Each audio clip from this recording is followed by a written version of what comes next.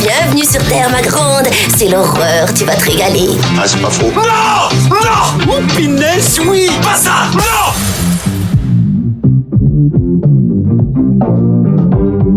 Dites mon nom. Je vais appeler Internet et leur demander de me faxer les numéros de téléphone de toutes ces femmes. Merci. Écoutez, je dirai pas loin, comme ça, si c'est l'apocalypse ce soir, bip bip. Bonjour, c'est Clémence. Bienvenue dans We Love Série, le podcast signé We Love Cinéma qui s'intéresse aux séries cultes d'hier et d'aujourd'hui. Comme on aime bien prendre le temps d'entrer dans les détails, on traite une série à la fois et on y consacre plusieurs épisodes. Dans la collection du moment, on s'intéresse à Barry, une série de HBO qui gagne à être connue. On vous expliquait en détail tout le bien qu'on en pense dans l'épisode de la semaine dernière. Aujourd'hui, on passe de l'autre côté de la caméra pour vous parler de l'équipe derrière Barry. On va évidemment évoquer Bill Hader, à la fois coproducteur, réalisateur, scénariste et acteur principal, mais pas seulement. On vous parlera aussi de son comparse, co-créateur de la série Alec Berg, et puis du reste du cast. Allez, pour cette plongée dans les coulisses de Barry, j'ai le plaisir de retrouver Rafik Djoumi. Salut Rafik. Salut Clémence. Et Stéphane Moïsakis. Salut Stéphane. Salut Clémence. Alors, on l'a dit, aujourd'hui, place à celles et ceux qui font le show. Et s'il y en a un dont on va examiner la carrière sous toutes ses coutures, c'est bien Bill Hader. Il l'a co-créé avec Alec Berg, mais à l'origine, c'est lui qu'HBO était allé chercher en lui faisant signer un accord de développement exclusif pour une nouvelle série comique. Ça, c'était en 2014. Et il se trouve qu'à l'époque, Alec Berg travaillait déjà chez HBO. Ils avaient le même agent. Et ils se sont dit, si on s'entend bien, si on arrive à se supporter l'un l'autre, peut-être qu'on pourrait bosser ensemble. Et donc Bill Hader, pour revenir un peu plus précisément sur lui, donc humoriste, acteur, scénariste, producteur, réalisateur, c'est un être humain très productif. Et pourtant un talent assez discret. Mais en tout cas pour déjà les spectateurs français, je pense, puisque je sais pas si quel film en fait pourrait vraiment être. Je sais que par exemple il apparaît dans Ça, chapitre 2, donc peut-être qu'il y a une partie des spectateurs qui le reconnaîtront de ce film-là, en fait, qui est quand même un gros carton, un gros blockbuster du cinéma d'horreur, quoi. Il a aussi été dans Trainwreck, le film avec Amy Schumer, dans lequel il incarne justement le type dont elle va tomber amoureuse en fait dans le film, quoi. Mais évidemment, moi en tout cas pour moi, je sais que je l'ai découvert beaucoup dans le Saturday Night Live et à travers pas mal de personnages assez truculents. Il y a Stephen notamment en fait qui est un espèce de mec exubérant dans la mode. Il y a un guide touristique new-yorkais. Ouais, voilà, mais qui est très très fashion, quoi. Il y a moi un truc que j'aime beaucoup, c'est un présentateur d'émissions télé italiennes de cinéma qui s'appelle Veni Vedici, quoi, qui mange des pâtes en fait en interviewant des stars en fait avec lesquelles il parle moitié anglais moitié italien en fait, donc voilà, c'est un personnage assez rigolo et en fait il est dans l'abattage, c'est quelqu'un qui est vraiment vraiment très très volubile en fait dans sa façon dans son humour, quoi, qui est très c'est un vrai créateur de personnages et qui est très dans le voilà, on le disait un petit peu dans l'épisode précédent, qui a des vrais talents d'imitateur. Donc en fait, c'est quelqu'un qui physiquement en fait se fond en fait dans les personnages qu'il crée, même si en gros il a pas forcément toujours besoin de changer d'allure physique, puisque c'est quelqu'un qui on en parlait la dernière fois, Rafik disait que c'était quelqu'un qui était pas très beau. Moi je le trouve assez charmant en fait par certains aspects, quoi. En fait, je disais pas qu'il était pas très beau, je disais qu'il avait une difformité en fait moi je disais dans la dureté de ses traits. Ouais, c'est au-delà du c'est au-delà du pas très beau, mais ça lui donne du caractère aussi et surtout il en joue de ce physique que je trouve disgracieux mais intéressant. En tout cas, je peux comprendre qu'on puisse le trouver charmant, voilà, et ça m'étonne pas de le voir par exemple interpréter encore une fois le romantic interest en fait de Demi Schumer en fait dans un film, ce genre de choses, quoi. Et donc oui, c'est comme il a cette espèce de physique, et encore une fois, moi je trouve que c'est surtout le truc que je remarque chez lui, c'est qu'il a un œil un peu mort, en fait. Il a un œil qui part un peu sur le côté, et du coup, en fait, ça lui donne un certain, un caractère, comme dit Rafik, quoi. Mais en tout cas, quelque chose d'assez unique, en fait, dans son visage, quoi. est presque impassible en fait. Et donc du coup, c'est vraiment en fait, il est capable de jouer ces choses-là. Et pourtant, comment dire, il est tout sauf impassible. Il est très connu. Il y a 2, je crois, comédiens qui sont très connus au Saturday Night Live pour break character, comme on dit, c'est-à-dire vraiment parce que Saturday Night Live c'était vraiment tourné dans les conditions du direct. Donc quand il y a eu de l'humour, etc., certains comédiens se mettent à rire et ne plus être dans leur personnage parce qu'à cause de la situation, à tenir leur rôle. Voilà, c'est ça. Et les 2 qui étaient connus pour ça, il y a Jimmy Fallon, mais lui on le suspectait de le faire exprès pour se faire remarquer. Alors que apparemment Bill Hader c'est vraiment naturel chez lui, c'est-à-dire que même sur le tournage de Barry, l'équipe technique lui reprochait de rigoler en fait pendant les scènes et de retarder le tournage en fait d'un seul coup parce que en gros il y a notamment il y a par exemple avec Henry Winkler, il a une scène où il lui raconte en fait une technique d'acteur en fait qui s'appelle, je sais plus c'est quoi exactement, mais c'est lié à Brian Dennehy, qui est un acteur qui joue le shérif dans Rambo, et en gros il imitait en fait son bide qui explose en fait, faire croire que son bide explose dans je sais plus quel film, et à chaque fois quand Henry Winkler le faisait en fait et qu'il faisait un bruit en fait avec son ventre, t'as Bill Hader qui était mort de rire, ils étaient obligés de le filmer de dos pour pas en fait que ça se voit parce qu'il était obligé de fermer les yeux pour essayer de pas rigoler pendant chaque prise quoi. Donc et ça dans Saturday Night Live il y a un nombre de fois où il le fait, mais et ça se voit enfin voilà, et c'est assez marrant et ça lui donne aussi, moi je trouve, un certain côté sympathique quoi, enfin voilà. Et effectivement, alors c'est aussi mais ça on va pas mal en parler avec Rafik, je pense quelqu'un de très cinéphile en fait. Ouais. En fait c'est quelqu'un qui rêvait d'intégrer le cinéma, qui est arrivé à Los Angeles pour ça. Qui est arrivé à Los Angeles comme ça, qui a galéré en clairement. 99 il arrive à LA pour devenir réalisateur. En fait, mais c'est littéralement son premier boulot, il a été cherché dans les petites annonces pour devenir assistant réalisateur. Enfin vraiment, il a monté les échelles, je crois qu'il a bossé sur Le Roi Scorpion, ce genre de truc là. Il a tout fait. Le Roi Scorpion, c'est même ce qui lui a fait de changer son fusil d'épaule, parce que ça s'est tellement mal passé pour lui qu'il s'est dit, je vais peut-être faire autre chose, et si j'allais voir du côté de l'acting ce que ça donne. Et c'était une époque de sa vie où il bossait 18 heures par jour. Enfin voilà, c'était super super dur, et en même temps quelqu'un qui bouffe des films comme depuis son plus jeune âge. Il vient de l'Oklahoma, donc un coin des États-Unis où on n'est jamais censé faire du théâtre ou du cinéma.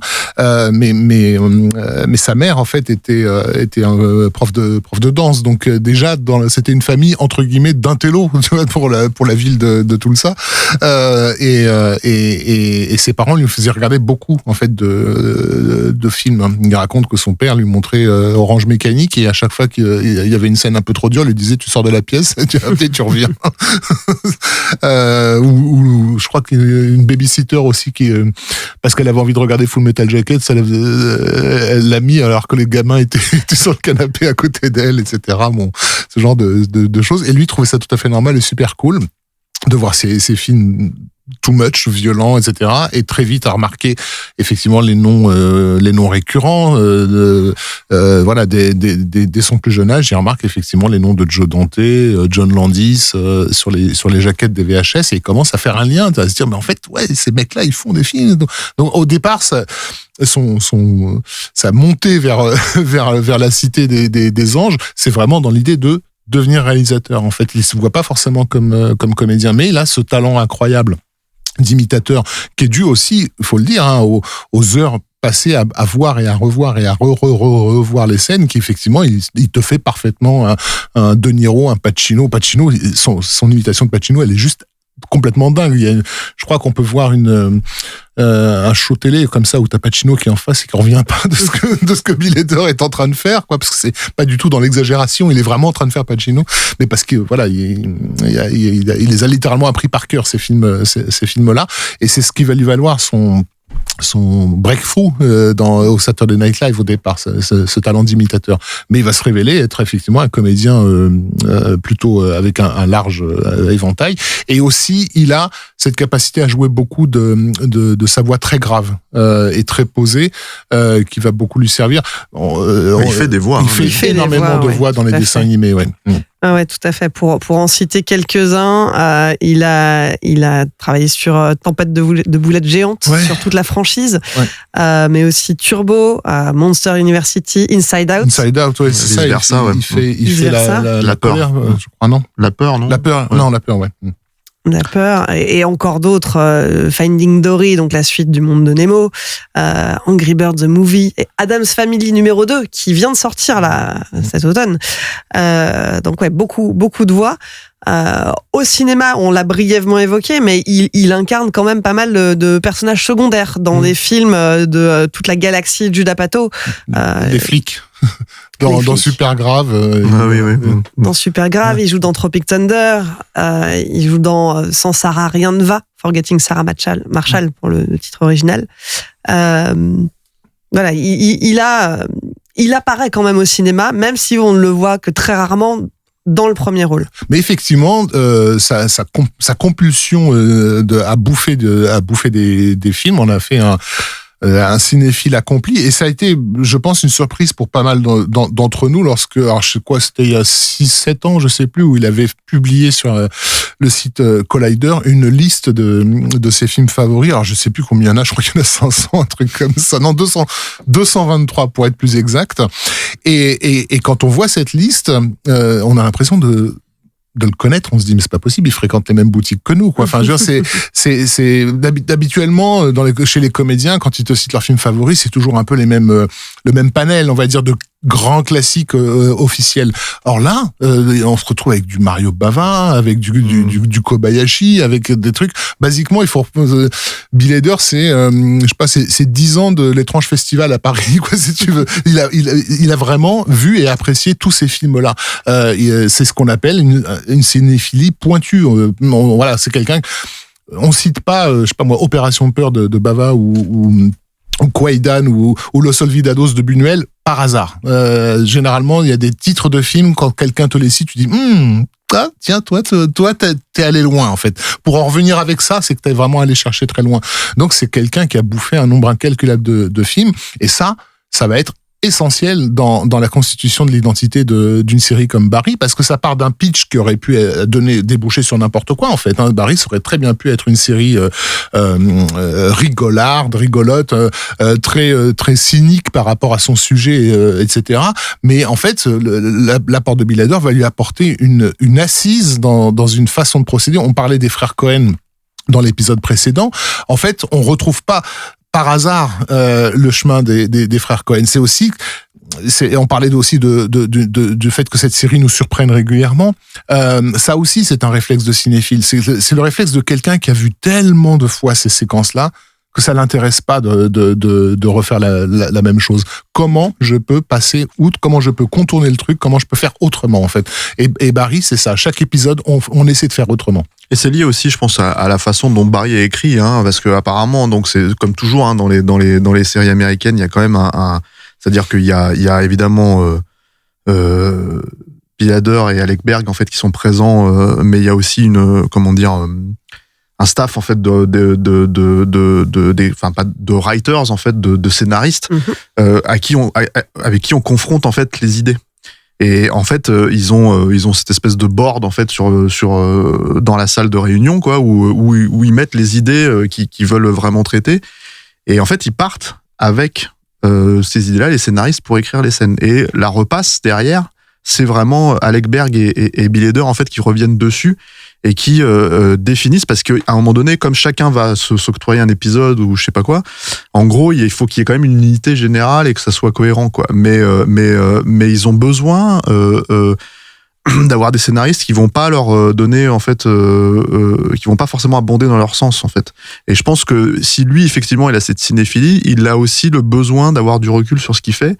Et du coup voilà, il y a dans cette logique d'écriture, même si on lui accorde beaucoup à lui et à Alec Berg en fait, que ce soit vraiment leur bébé, leur ton, etc., cet apport général derrière est très important, et je pense qu'il le chérit parce qu'il a besoin en fait effectivement de pouvoir être l'idée dont on parlait dans l'épisode précédent, que qu'à un moment donné Barry va devoir former en fait un groupe de mafieux tchétchènes à devenir une armée de tueurs, quoi.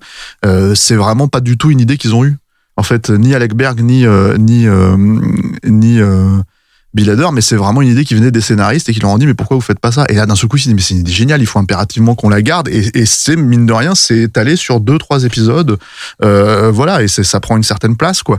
Et donc oui il y a ce fonctionnement, et en même temps il y a cette idée de faire quelque chose de totalement, parce que comme c'est quand même une série qui a un certain point de vue très spécifique en fait sur la façon dont elle traite ses séquences quoi, on pourrait croire que c'est une série entre guillemets d'auteur à proprement parler. Mais il y a quand même, encore une fois, l'exigence en fait narrative qui est liée à une série aujourd'hui en tout cas, généralement, et oui, enfin, je veux dire, il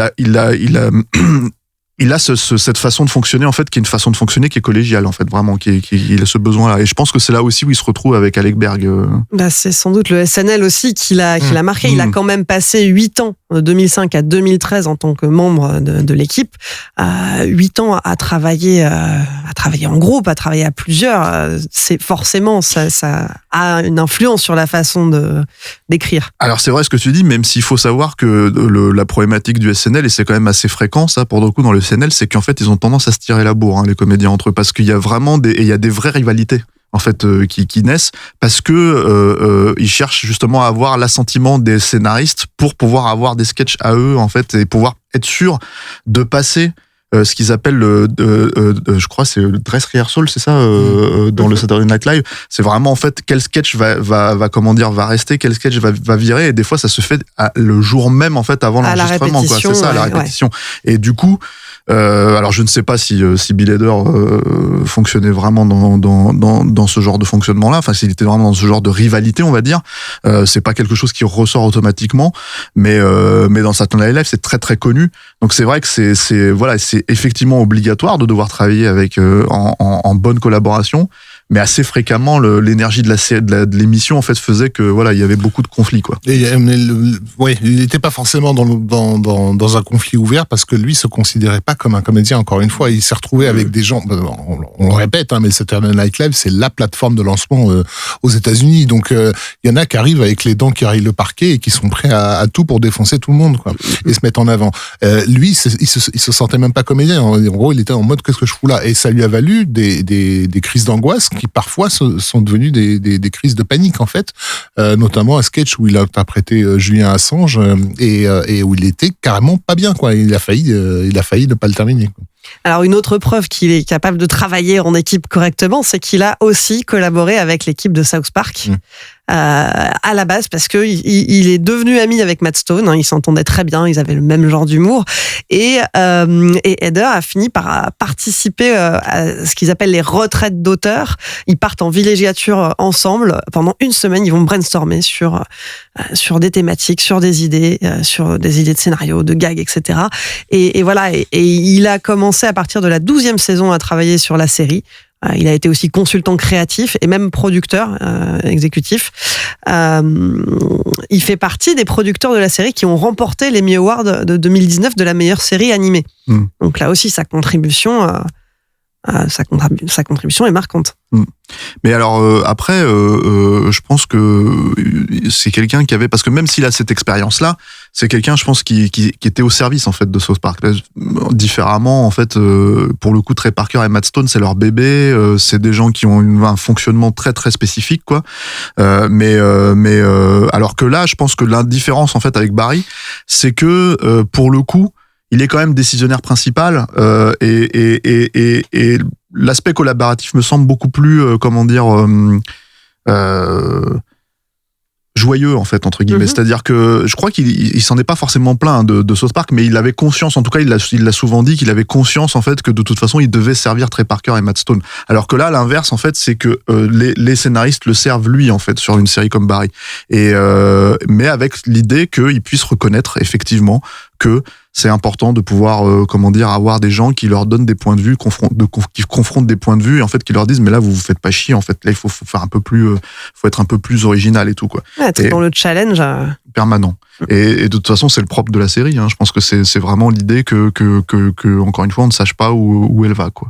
Est-ce qu'on parle peut-être un petit peu d'Alec Berg? On va en parler. Il y a un dernier point sur lequel je voudrais revenir avant qu'on clôture la partie Bill Hader, parce que c'est une série que moi j'apprécie vraiment beaucoup. Je sais pas si vous avez vu Documentary Now.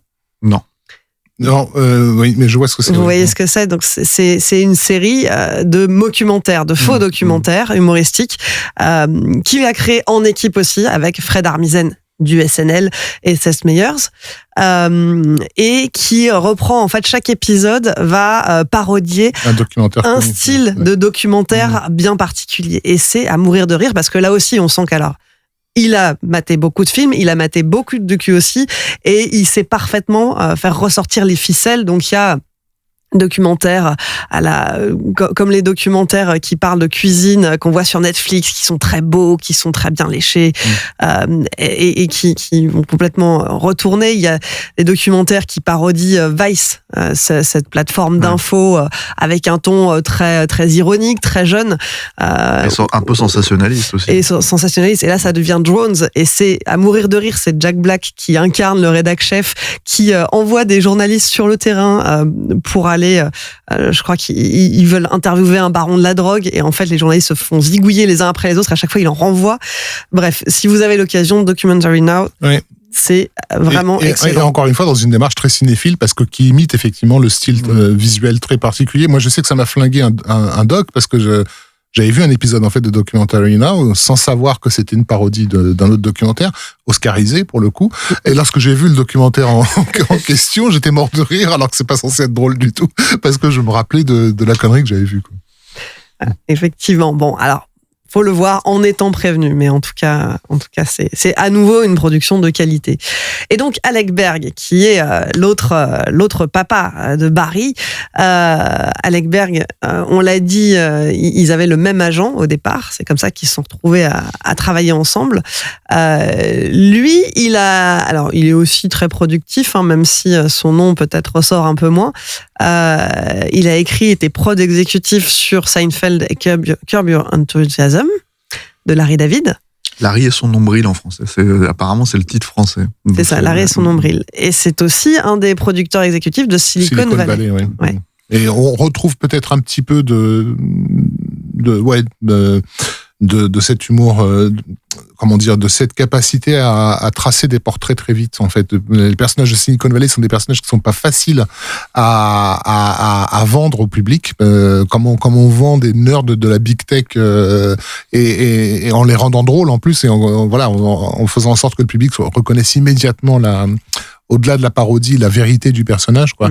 Et ça aussi, ça va être très utile dans Barry, justement, pour crédibiliser des personnages finalement assez incroyables. On parlait des Tchétchènes dans les épisodes précédents, mais il faut les vendre, hein, des personnages comme ça, et c'est par des petits particularismes, des tics de langage, des choses comme ça, qu'il arrive à te faire croire que ce personnage existe, quoi. Et justement, ce personnage même de Barry au départ, il y a eu cette discussion quand ils ont commencé tous les deux à évoquer cette idée. C'est Hader qui est allé voir Berg en lui disant et si j'étais un tueur à gages? Et Alec Berg lui a dit, moi je déteste les tueurs à gages, je trouve que c'est une idée complètement nulle. Et c'est le fait qu'ils lui disent que c'est moi qui vais l'interpréter, qui lui dit, mais là ça m'intéresse vraiment beaucoup plus, quoi. Mais de toute façon, il y a ce côté un peu, enfin, chez Alec Berg, alors on peut pas forcément faire un auteur automatiquement, mais c'est quelqu'un qui semble vraiment intéressé par une sorte de, de comédie acerbe. C'est-à-dire que, mine de rien, en fait, et suivant les époques dans lesquelles on se retrouve, et dans l'évolution des séries télé, on va dire, Seinfeld, Curb Your Enthusiasm, c'est des séries, en fait, qui étaient complètement hors normes, en fait, quand elles sont sorties. Donc, forcément, par la force des choses, au-delà de l'aspect méta, au-delà de l'aspect, etc., il y a l'idée, en fait, que on fasse rire, en fait, avec quelque chose d'assez, finalement, caustique, quoi. Donc avec des prises de risque, en fait. Des prises de risque par rapport à ce qui est attendu à la télévision. C'est important, encore une fois, dans une série comme Barry, quand on parlait de prendre régulièrement le spectateur à revers, rebrousse-poil, etc.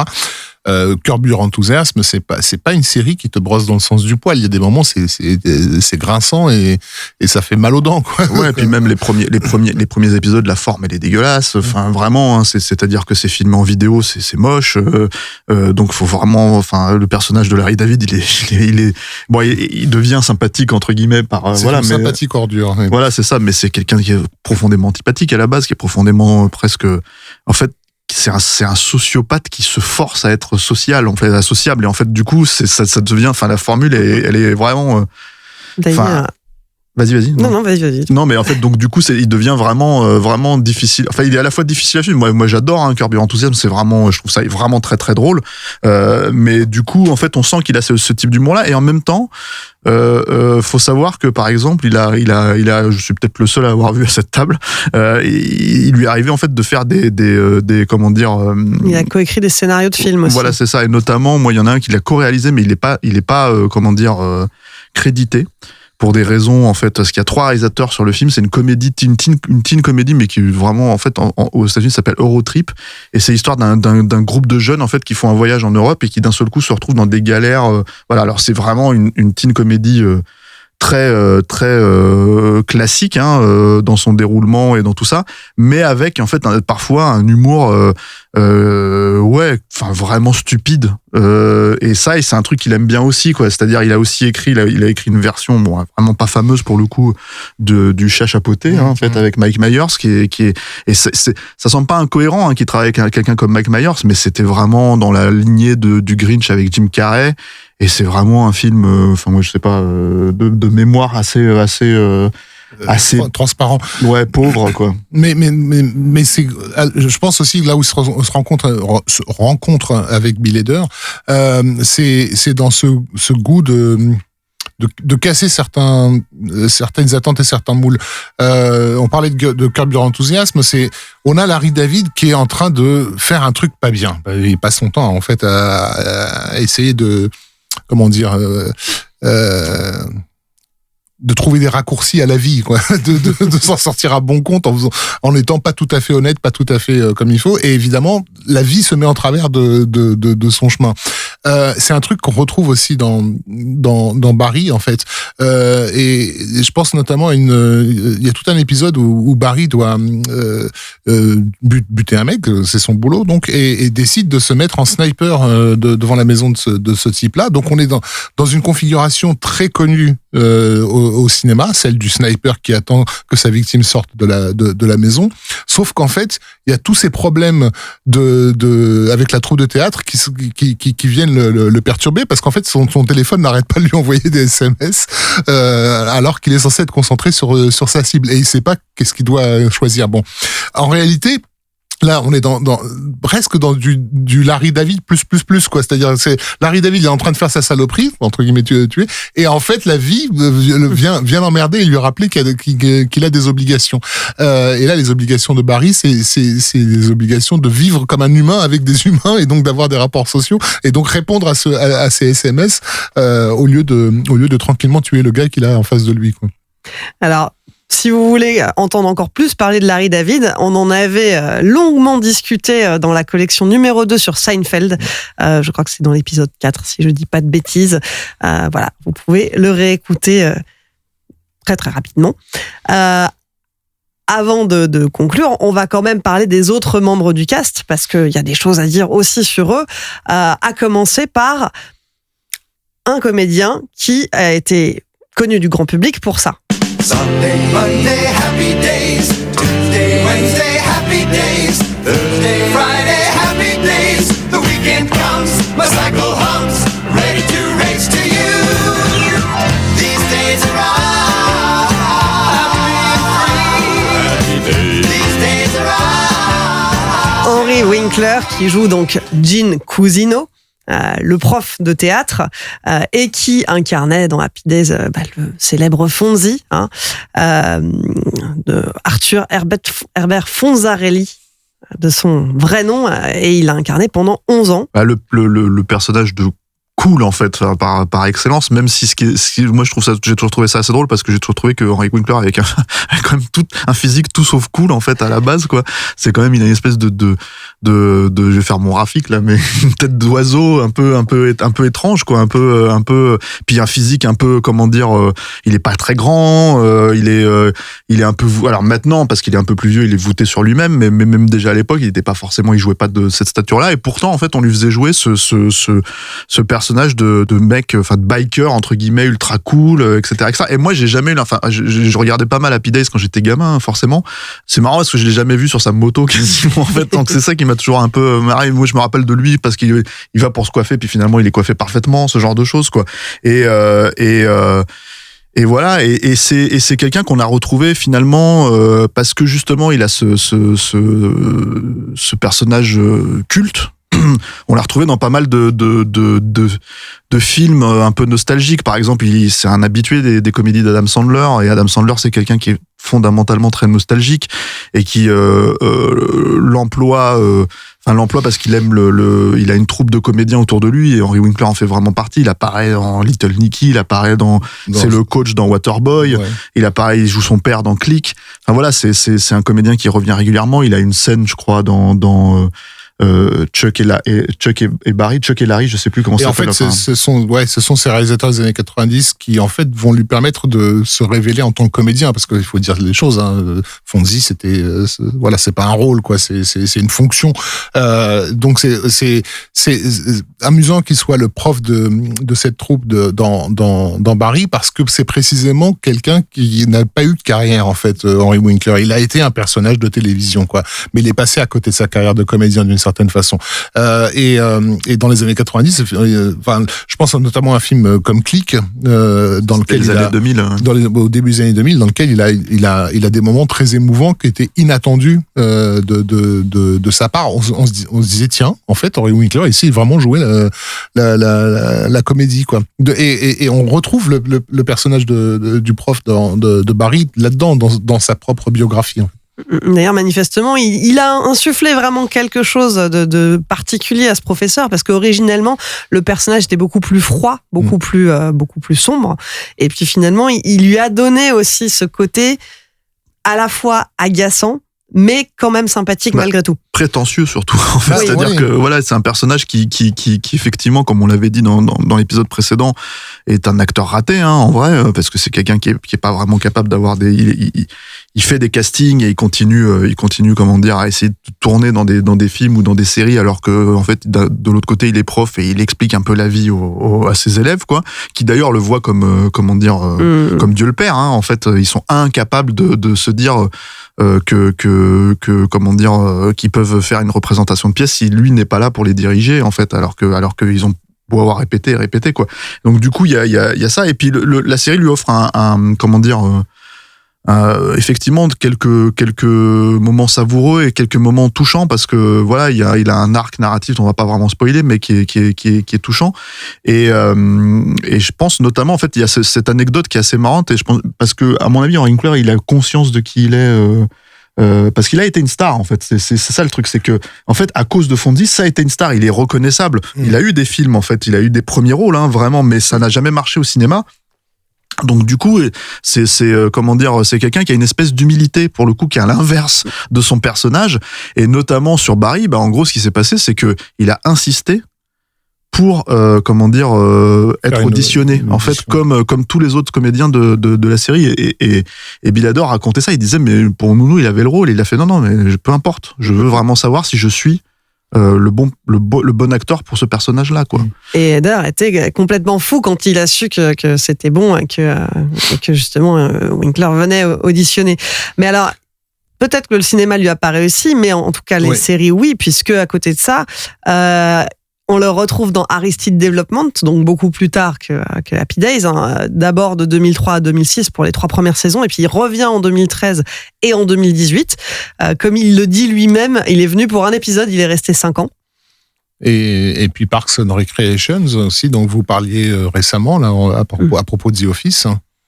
Non, mais c'est voilà. En fait, je pense que cette résurgence, elle vient effectivement des comédies d'Adam Sandler. Hein. Il y a vraiment cette idée parce que faut encore une fois, c'est quelque chose que les Français n'ont pas forcément conscience, même si bon, ça a été ça a été tellement récurrent à une époque.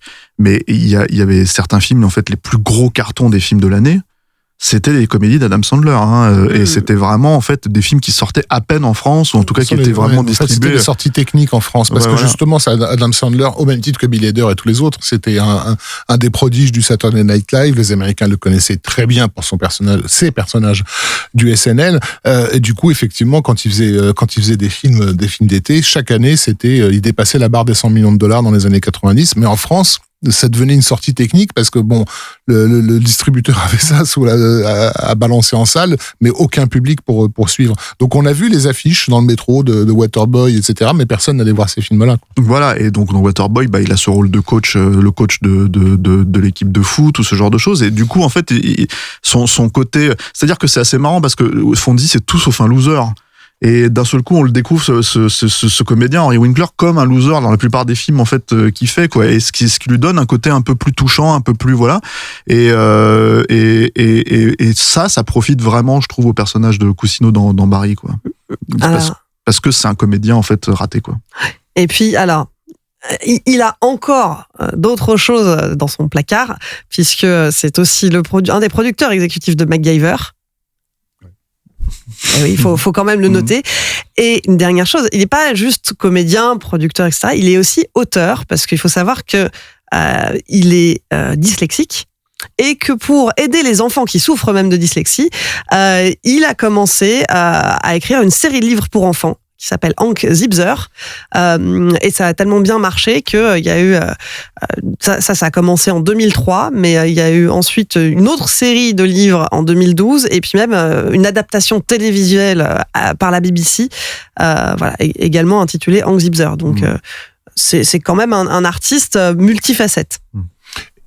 Tout à fait, et donc il a effectivement avec Barry trouvé peut-être son meilleur rôle, en fait, en tout cas celui qui lui offre la plus large palette, ce qui encore une fois est très drôle par rapport au personnage qui joue dans sa série, qui est ce prof de théâtre dont on imagine qu'il n'a jamais pu jouer les rôles qu'il voulait. Et là, dans cette série-là, Henry Winkler peut enfin jouer toutes les facettes de la plus mélancolique à la plus drôle, quoi. C'est plus qu'on l'imagine. Il y a un moment donné dans la série où Barry essaye d'échapper, en fait, à l'idée de devoir raconter son histoire, en fait, sur scène. Et du coup, il s'imagine, en fait, parce qu'il n'est pas cinéphile du tout, le personnage de Barry, contrairement à Bill Hader, et du coup, on lui dit, t'as qu'à faire le speech de Braveheart. Et il se met à reprendre le speech de Braveheart, et d'un seul coup, comme c'est un film qui est très connu, qui a eu les Oscars et tout ça, etc., et parce que Barry ne sait pas, en fait, n'a pas l'air d'avoir conscience, les mecs lui disent, mais t'as pompé Braveheart, là, en fait, t'essayes de nous faire croire que tu fais ton truc. Et notamment, Cousineau vient le voir et lui dit, si, c'est Braveheart, parce que je sais que c'est Braveheart, parce que j'ai essayé de faire ce film pendant des mois et des mois, j'ai couru derrière, en fait, pour participer au casting. Et là, tu imagines Cousineau dans Braveheart, et tu te demandes quel personnage il est censé interpréter. Donc, tu dis, oui, non, il est passé à côté de beaucoup de choses, quoi. Et c'est assez marrant, en fait, voilà. Mais oui, c'est, alors, je sais pas si ça sera parce que je pense que malgré tout les gens se rappelleront de lui pour Fonzie, quoi, en tout cas le grand public, mais c'est effectivement peut-être un de ses meilleurs rôles. Alors, il y a quelques autres acteurs de la série dont je voudrais qu'on parle avant de conclure. Ça va être plus rapide parce que ils ont aussi fait beaucoup de choses, mais on va peut-être pas autant détailler. D'abord, il y a Stephen Root qui joue Fuchs dans la série. Alors lui, il a un personnage culte à son actif, en fait, qui est le personnage de Milton dans Office, c'est Office Space, c'est ça, ouais, d'un des créateurs de Beavis et Butthead, que j'adore, mais dont j'ai de Silicon Valley, voilà, et dont je perds le nom, Mike Judge, merci. Et Milton, en fait, c'est le personnage, en fait, Office Space, c'est The Office un peu avant l'heure, en fait, c'est-à-dire que c'est vraiment, mais sauf que, c'était plus ou moins fait à la même époque que la série de Ricky Gervais, à 1 ou 2 ans près, et c'est vraiment une comédie culte aux États-Unis.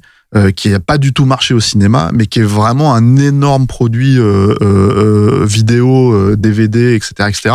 Et Internet aussi a beaucoup fait pour la réputation d'Office Space. C'est justement le personnage de Milton, de Stephen Roth, est devenu un mème en fait. C'est cet employé dont personne se préoccupe et qui finit par buter tout le monde en fait. Et foutre le feu en fait à la boîte parce que personne justement ne s'occupe de lui. C'est vraiment le personnage extrêmement timoré. Et le même en question, c'est on m'avait dit que, parce qu'en fait c'est l'employé qui à chaque fois se pointe en mode il a reçu le mémo après tout le monde quoi. Et voilà, et on m'avait dit qu'il y aurait des gaufres quoi. Enfin, dès que tu as envie de dire sur internet que tu te sens un peu largué par les autres, ben tu mets Milton quoi. Voilà, et le truc en fait avec ce personnage là, c'est que c'est un personnage de quasiment autiste voire voilà un petit peu limité quoi, et en gros le truc c'est que, non pas que ça soit compatible, mais c'est pour dire enfin voilà, mais en tout cas il est présent, enfin c'est vraiment un personnage, enfin c'est un rôle de composition quoi, et mine de rien c'est là où le talent de Stephen Roth est assez impressionnant, parce qu'il est capable de composer ça, il est capable de composer une ordure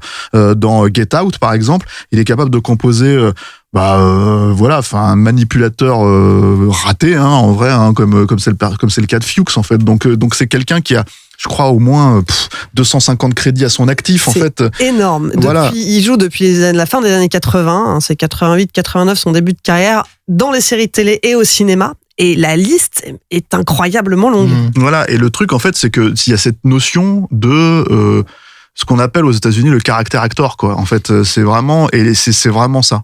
C'est-à-dire, c'est le type, on sait jamais comment il s'appelle, mais on sait qu'on l'a vu quelque part, et on sait que c'est plutôt en général une performance de qualité, quoi. Et on connaît aussi sa voix, puisque au-delà des séries télé et des films, il jouait plusieurs personnages dans la série King of the Hill, les rois du Texas en français. Il a fait les voix de Bill Dauterive et Buck Strickland dans 259 épisodes. C'est pas rien. Ouais. Donc voilà, Stephen Roth, c'est vraiment, pour moi c'est à la fois Milton parce que physiquement en fait voilà c'est lui quoi, et cette espèce de petit cadre moustachu, avec des lunettes 3 fois trop grosses. Et peigné mais avec des pellicules dans les cheveux, enfin ce genre de choses, enfin vraiment le type dont tu te soucies jamais en fait en entreprise quoi, et en même temps tous ces autres trucs, donc c'est vraiment un comédien complet quoi. Alors un autre comédien qui lui aussi tire son épingle du jeu, on l'a brièvement évoqué dans le premier épisode, c'est Anthony Carrigan, qui joue le mafieux tchétchène No Hank dans la série. Déjà un comédien qui a un physique très particulier, il souffre d'alopécie, c'est-à-dire qu'il a commencé à perdre ses cheveux très très jeune, et ses sourcils et ses cils, et aujourd'hui c'est quelque chose qu'il assume complètement, et justement il s'en sert dans les personnages qu'il crée. Quand tu regardes un personnage en fait physiquement comme ça, en fait tu pourrais te dire c'est le type d'acteur qu'on irait chercher dans les films d'horreur. C'est-à-dire en fait pour lui faire jouer des figures un peu inquiétantes, fantomatiques, etc., etc. Et en fait justement lui, je pense qu'il a pas voulu se faire comment dire. Déjà, je pense que c'est pas sa nature. Il l'a joué quand même. Oui, il l'a joué. Mais il est souvent dans les séries de super-héros, que ce soit The Flash ou Gotham ou ce genre de trucs-là, parce qu'il a Zaz dans Gotham. Voilà, il a un physique de comic book en fait quoi. Voilà, mais par contre en fait il est représentatif à mon sens de s'il y a quelque chose qui est comment dire de l'ordre de de l'improvisation dans Barry, il est représentatif de ça vraiment. C'est-à-dire que en gros, lui-même déjà, je pense que comme on l'a raconté, comme c'est un personnage en fait qui a créé, enfin c'est un acteur qui a créé littéralement son personnage devant Bill Hader et Alec Berg. En fait, il leur a montré qu'il pouvait en fait être présent. Et du coup, en fait, je pense qu'il y a cette idée, notamment, qu'il puisse, satisfaire. En fait, Bill Hader. Il y a une scène en fait dans la saison 2, et ça c'est Bill Hader qui raconte ça, où il improvisait en fait sur les dialogues écrits, où il s'engueule avec, c'est-à-dire en fait il y a une scène où ils viennent tuer Barry. Donc il le vise avec un snipe quand il est chez lui en train d'essayer d'écrire une séquence, et Barry en fait répond, en fait il les voit venir, il répond et il commence à tirer, il blesse notamment l'acolyte en fait qui est avec Hank, et il vient les retrouver sur le toit d'en face. Et en gros dans toute la séquence il y avait les deux Tchétchènes s'engueulent entre eux, Et Barry les regarde, et toute la séquence, en fait, c'est qu'elle était écrite d'une certaine manière où c'était, de toute façon, tu fais que de la merde, et l'autre lui répond, mais si moi je fais que de la merde, toi t'es le roi de la, enfin, c'est toi t'es carrément tout en haut de la montagne de merde, en fait, qu'on a fait, quoi. Et en gros, enfin bon, je traduis un peu basiquement, quoi. Et le personnage, enfin, Carrigan, en fait, s'est mis à improviser énormément autour de ce dialogue-là, à changer, en fait, le mot de merde pour mettre autre chose à chaque fois, quoi. Et du coup, toute l'idée, c'était de faire rire Bill Hader, en fait, et c'est apparemment très facile de faire rire Bill Hader, et donc du coup, en fait, ils ont perdu un temps fou sur cette séquence-là, voilà. Mais ça démontre que vraiment, en fait, son idée, c'est ok, ça a marché sur le premier épisode, j'ai réussi à créer ce personnage-là, il faut vraiment que je continue à faire en sorte que mon personnage soit vivant dans la série pour que et donc en fait il faut que je fasse plaisir au boss, quoi. Et bon, moi ce comédien là, en fait, je crois qu'il a été réutilisé vraiment. J'ai un exemple de film, en fait, où il a été réutilisé vraiment sur ce type d'humour là. Et c'est dans le 3e Bill et Ted, en fait, qui est sorti, alors qui est pareil, qui est sorti avec le Covid oblige, en fait, qui est sorti en plateforme, en tout ça, etc., etc. Chez nous, c'est de la VOD, voilà. C'est de la VOD, quoi. Et bon, de toute façon, Bill et Ted, faut être honnête, c'était pas du tout connu. C'est Keanu Reeves et Alex Winter. Et en fait, il a un personnage comme ça, qui est un personnage, mais vraiment similaire à celui de Barry. Et je pense qu'ils l'ont vraiment choisi à cause de Barry. C'est-à-dire que ouais, Bill Hader racontait que je crois qu'il avait un problème de laptop ou un truc comme ça. Il avait été à l'Apple Store, et en fait le vendeur de l'Apple Store l'a marqué parce que le mec était en mode tellement je veux rendre service, quoi. Vous êtes mon client et je veux votre bien, qu'il s'est dit il faut que je fasse un personnage comme ça, comment dire, extrêmement serviable, voilà. Et en contraste avec Gozard qui est vraiment le caïd typique, on va dire, quoi, et qui se retrouverait flanqué de cet employé du mois d'une certaine façon. Mais là, effectivement, où Carrigan a complètement pété les plombs, c'était prévu encore une fois que pour un seul épisode, et la prestation de Carrigan est allée tellement haut dans les aigus qu'ils se sont dit non mais c'est pas possible, ce personnage faut le garder, quoi. D'ailleurs, il a une scène, enfin il a une sortie, enfin il y a pas une sortie puisqu'il est vivant, hein, dans la saison 2, je spoil quelque chose de voilà, mais en fait il a la scène du bus, notamment, ils font cramer le bus, et d'un seul coup, en fait, il a besoin. Enfin, il est persuadé qu'il va mourir, et il a besoin, en fait, d'exprimer, en fait, qu'il n'est pas un tueur de sang-froid, en fait. Il a des sentiments, qu'il a des sentiments, et qu'en fait, il se sent pas à sa place. En fait, c'est une scène qui est hyper drôle, parce que je pense que voilà, elle est écrite parce qu'elle découle, en fait, de ce que lui il a créé de son personnage, quoi. Bien, écoutez, j'espère que en vous présentant aussi l'envers du décor, on vous a donné envie de voir cette série. Qui est vraiment une très bonne série, on vous la conseille, vraiment. On vous la recommande, et sachez que HBO a renouvelé la série pour une 3e fois. Le tournage a commencé cet été, on le disait dans l'épisode précédent. Soyez patients, la diffusion devrait avoir lieu début ou printemps 2022. Ça vous laisse largement le temps de regarder les 2 premières saisons si ce n'est pas déjà fait. Et puis c'est pas tout, hein. Les scénarios d'une potentielle saison 4 ont également déjà été écrits. Rien n'a été signé, hein. Mais non, mais c'est ça qui est intéressant, justement, c'est que c'est apparemment, enfin, Bill Hader expliquait que ils ont pris la liberté d'écrire la saison 4, en fait, de leur côté, à cause du retard, en fait, de la pandémie, en fait, et parce que la série devait sortir l'an dernier.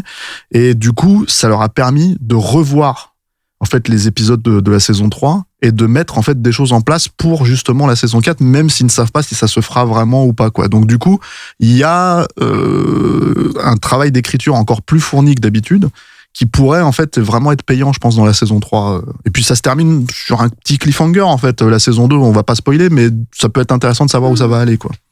Moi, j'ai hâte de voir ça. En attendant, si vous voulez découvrir les 2 premières saisons, elles sont disponibles sur OCS. Ça y est, cette collection consacrée à Barry est déjà terminée, hein, c'est passé vite. Rafik, Stéphane, merci de m'avoir accompagné pour ces 2 émissions. Merci Clémence. C'était beau, c'était en cœur.